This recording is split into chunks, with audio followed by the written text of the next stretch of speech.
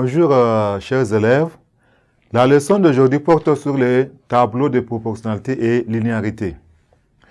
La leçon précédente, nous avons parlé, n'est-ce pas, des applications linéaires. On a eu, n'est-ce pas, à définir, n'est-ce pas, une application linéaire. Nous avons dit qu'une application linéaire est définie par f de x est égal à ax.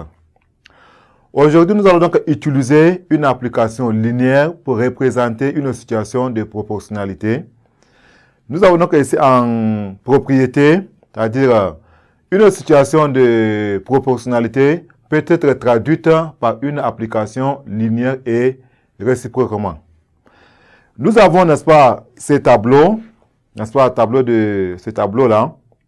Nous avons d'abord à gauche là, nous avons la proportionnalité et à droite linéarité.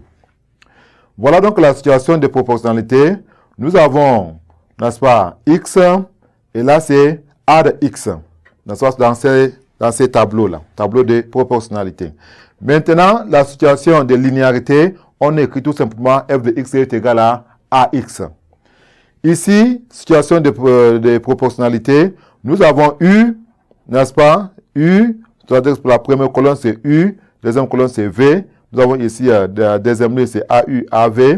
Nous avons avoir ici. Maintenant, la somme u plus v donne quoi? AU plus AAV. Maintenant, la situation de linéarité, nous allons avoir f de u plus v est égal à AU plus AV. Maintenant, la troisième situation, nous avons la situation de proportionnalité toujours. Nous avons AU, n'est-ce pas, A, nous allons avoir ici K, n'est-ce pas, K fois U, et qui donne quoi ici? K, n'est-ce pas, en facteur de AU.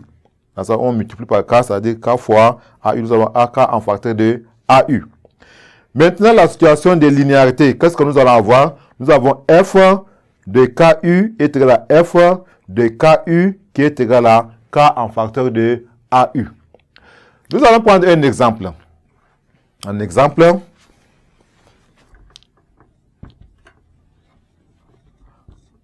Voilà un exemple. Bien, f est une application linéaire telle que f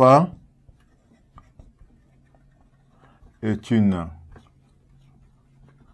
application linéaire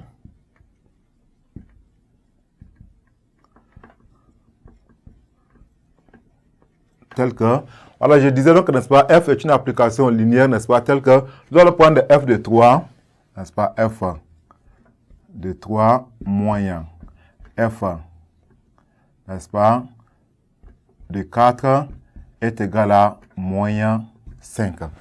Maintenant, on va déterminer ou bien, n'est-ce pas, donner l'expression de f en fonction de x. Donc, donnons l'expression,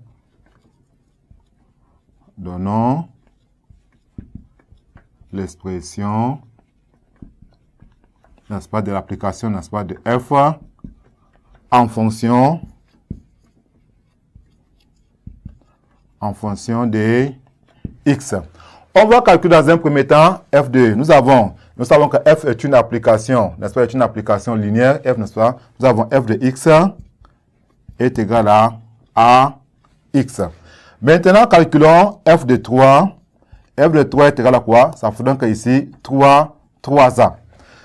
Dans on remplace tout simplement x par 3. Nous allons donc avoir a fois 3 qui donne, n'est-ce pas, 3a. Maintenant, f de 4.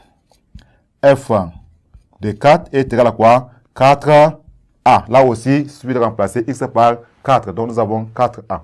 Maintenant, f de 3 moins f de 4 qui est égal ici à 3a moins 4a.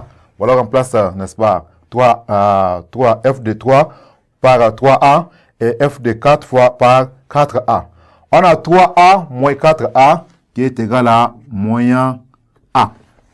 Or, f de 3 moins f de 4 est égal. Est égal à quoi? C'est égal à moyen 5. On a donc ici, moins a est égal à moyen 5. On a donc ici, a est égal tout simplement à 5. Donc, cette application, n'est-ce pas, linéaire, f de x est égal tout simplement à 5x. Voilà, chers élèves, comment, n'est-ce pas, on traite, n'est-ce pas, ces genres d'exemples. Merci pour votre attention. À la séance prochaine.